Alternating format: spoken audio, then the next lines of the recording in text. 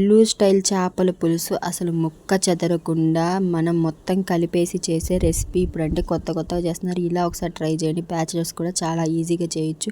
అసలు ముక్క చెదరకుండా ఉండాలంటే మనకి ముఖ్యంగా ఉండాల్సింది గిన్నె అనమాట. ఆ గిన్నె అనేది పెద్దదిగా తీసుకోవాలి. అలానే ముక్కలు కూడా ఒకదాని మీద ఒకటి యాడ్ చేసుకోకుండా విడివిడిగా పెట్టుకోవాలి. అప్పుడే మనకి ముక్కలు అనేది చెదరకుండా ఉంటాయి అన్నమాట. దాని తర్వాత దానికి టేస్ట్కి సరిపడా ఉప్పు యాడ్ చేసుకోవాలి. అలానే 1/2 టీ స్పూన్ పసుపు యాడ్ చేసుకోండి.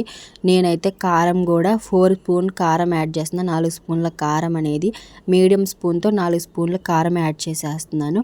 మీ టేస్ట్కి సరిపడా మీరు కూడా కారం అనేది యాడ్ చేసేసుకోండి.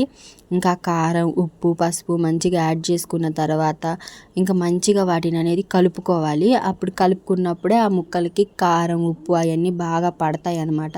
బాగా కలుపుకోవాలి. ఒక్కొక్క ముక్కకి బాగా పట్టేటట్టు కలుపుకోవాలి. అవన్నీ కలుపుకున్న తర్వాత ఒక 20 మినిట్స్ అయినా కానీ మనం పక్కన పెట్టేసేయాలి. దాన్ని ఏం కదపకుండా ఇంకా 20 మినిట్స్ ఇంకా ఇలా కలుపుకున్నాం కదా, కలుపుకున్నది ఇంకా మూత పెట్టేసుకొని 20 మినిట్స్ పక్కన పెట్టేయాలి. ఇంక దాని తర్వాత ఒక 3 ఆనియన్, 3 టమాటాలు, ఒక మామిడికాయ అనేది ఇంపార్టెంట్. అసలు చేపల పులుసులో మామిడికాయ లేకపోతే టేస్టే ఉండదు. ఇంకా తర్వాత ఏమో ఈ ఆనియన్ కూడా మనం చిన్న కట్ చేసుకోవచ్చు. కట్ చేయకూడదు, పెద్దగా కట్ చేసుకోవాలి. అప్పుడే మనకి మంచిగా ఉండిద్ది. మీకు నచ్చిన స్టైల్లో మీరు ఆనియన్ కట్ చేసుకోండి, అదేం లేదు. మంచిగా ఆనియన్ అనేది కట్ చేసేసుకోండి. అలా ఆనియన్ కట్ చేసుకున్న తర్వాత ఆనియన్స్ అవన్నీ పక్కన పెట్టేసుకోండి. దాని తర్వాత టమాటాలు కట్ చేసుకోండి. అవి కూడా కొంచెం పెద్దదిగా కట్ చేయాలి, మరీ చిన్నగా ఉండకూడదు అనమాట. కొంచెం పెద్దగా కట్ చేసుకోండి టమాటాలు కూడా.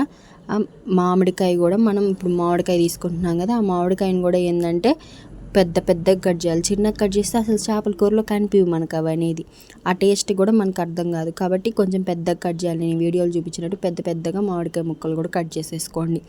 అలా కట్ చేసుకున్న మామిడికాయ ముక్కలు, టమాటాలు, ఉల్లిపాయలు అవన్నీ కూడా మంచిగా యాడ్ చేసేసుకోండి. ఇంకా దాని తర్వాత మనకి ఇప్పుడు ముందుగా కలిపి పెట్టుకున్న చేపలు ఉన్నాయి కదా, ఉప్పు కారం పట్టించి వాటిల్లో ఇవన్నీ యాడ్ చేసేసుకొని ఇవి కూడా మంచిగా అలా చూసుకోవాలన్నమాట. ఇంకా అన్నీ ఒక 4 స్పూన్ల నూనె యాడ్ చేసుకోవాలి మనం. 4 స్పూన్లు కానీ 3 స్పూన్లు కానీ, మీరు ఎక్కువ తినగలిగే వాళ్ళు ఇంకెక్కువ, చేపల పులుసులో ఎక్కువే పడుతుంది నూనె. నేనైతే మీడియంగా ఒక 3 స్పూన్ల ఆయిల్ యాడ్ చేసేస్తున్నాను. మీ టేస్ట్కి తగ్గట్టు మీరు యాడ్ చేసేసుకోండి. మంచిగా కలుపుకోవాలి. ఆ నూనె కూడా వాటికి పడుతుందా అన్నట్టు బాగా కలుపుకోవాలన్నమాట. మనం బాగా ఆ ముక్కలకి నూనె, ఉప్పు, కారం ఇప్పుడు మనం ముందుగా కట్ చేసి పెట్టుకుని ఇవన్నీ వేసి బాగా కలుపుకోవాలి. అప్పుడే బాగుండిద్ది అనమాట. ఒక చింతపండు కొంచెం మనకి ఆ టేస్ట్కి సరిపడా, మనం ముందుగా ఇవన్నీ యాడ్ చేసుకున్నాం కాబట్టి చింతపండు కూడా ఏంటంటే నిమ్మకాయ సైజు కన్నా కొంచెం పెద్దగా ఉండేటట్టు చూసుకొని మంచిగా చింతపండు గుజ్జు కూడా మనం బాగా యాడ్ చేసేసుకోవాలి. చింతపండు గుజ్జు బాగా ఆ ఇత్తనాలు అవేం లేకుండా మంచిగా యాడ్ చేసుకోవాలన్నమాట. చింతపండు గుజ్జు వల్లే చేపల పులుసు అనేది చాలా అంటే చాలా టేస్ట్ వచ్చిద్ది. చింతపండు గుజ్జు అవన్నీ మంచిగా యాడ్ చేసుకోవాలి.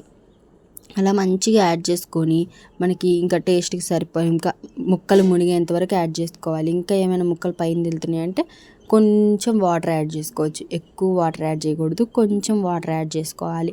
అవి కూడా ముక్కలు కొంచెం పైకి వచ్చేటట్టు కొంచెం వాటర్ యాడ్ చేసుకున్నారంటే సరిపోయిద్ది. ఇంకా వాటికి అన్నిటికి కలుపుకోవాలి, మంచిగా పడుతున్నట్టు చూసుకోవాలన్నమాట. ఆ ముక్కలకి ఆ ఉప్పు, కారాలు, చింతపండు అలా మంచిగా కలిపేసుకొని ఇంకా స్టవ్ మీద పెట్టేసుకొని మూత పెట్టేసుకొని ఒక 5 మినిట్స్, జస్ట్ ఒక 5 మినిట్స్ దాకా కదపకుండా వదిలేయాలి. 5 మినిట్స్ తర్వాత మంచిగా తీసుకొని బాగా అలా ఒకసారి కలుపుకోవాలి. ఆ ముక్కలు అనేది బాగా కలుపుకోవాలి. గంటె మాత్రం అస్సలు పెట్టకుండా బాగా కలుపుకోవాలి. ఒక 1/2 టీ స్పూను అల్లం వెల్లుల్లి పేస్టు. అలా ఉడుకుతున్నప్పుడు ఇంకొంచెం 4-5 పచ్చిమిరపకాయలు యాడ్ చేసుకోవాలి. పెద్దగా కట్ చేసుకొని. మనం ముందుగా యాడ్ చేయకూడదు, ఉడుకుతున్నప్పుడే పచ్చిమిరపకాయలు యాడ్ చేయాలి. ఇంకా మనకి ఇంక కూర అంతా అయిపోయింది, మధ్యలో తీసి కలుపుకుంటూ ఉండాలి మీరు. ఇంకా కూర అంతా అయిపోయిందని తెలియాలంటే ఆయిల్ అంతా పైకి వచ్చేసిద్ది అనమాట. ఆయిల్ అంతా పైకి వచ్చిందంటే కూర అయిపోయినట్టు. అప్పుడు మనం మెంతుల పొడి అనేది ఒక 1/2 టీ స్పూన్ మెంతుల పొడి యాడ్ చేసుకోవాలి. మెంతుల పొడి కూడా ఎక్కువ యాడ్ చేయకూడదు. ఒక 1/2 టీ స్పూన్ మెంతుల పొడి యాడ్ చేస్తే సరిపోయిద్ది. ఎందువల్ల అంటే అది చేదు వచ్చేసిద్ది అనమాట. కాబట్టి ఒక 1/2 టీ స్పూన్ సరిపోయిద్ది. తర్వాత అది కూడా గంటె పెట్టకుండా మంచిగా అలా కలుపుకోవాలి. ఇంకా ఫైనల్గా ఇలా బాగా ఉడుకుతున్నప్పుడు ఉంటే కొత్తిమీర, లేదంటే కరివేపాకు. నేనైతే ఎక్కువ కరివేపాకు యాడ్ చేసేస్తాను, ఇంట్లో ఏది ఉంటే అది. కాబట్టి కరివేపాకు యాడ్ చేసేసుకోండి. మంచిగా అలా కరివేపాకు యాడ్ చేసేసుకొని ఇంకా స్టవ్ ఆఫ్ చేసుకోవడమే. మనం చిక్కదనం కూడా చూసుకొని స్టవ్ ఆఫ్ చేసుకోవాలన్నమాట. ఇప్పుడు ఒక గంట తీసుకొని మరి అందులో మునక్కకుండా చిక్కదనం, ఇంత చిక్కదనం ఉందంటే మీకు చల్లారాక ఇంకా బాగా చిక్కబడిపోయిద్ది అన్నమాట. ఇప్పుడు ఇలా ఉన్నప్పుడు స్టవ్ అనేది ఆఫ్ చేసేసుకోవాలి. మంచిగా ఇలా ఉడికింటుంది. అసలు చూస్తుంటేనే ఎమ్మీగా ఉంది నాకైతే.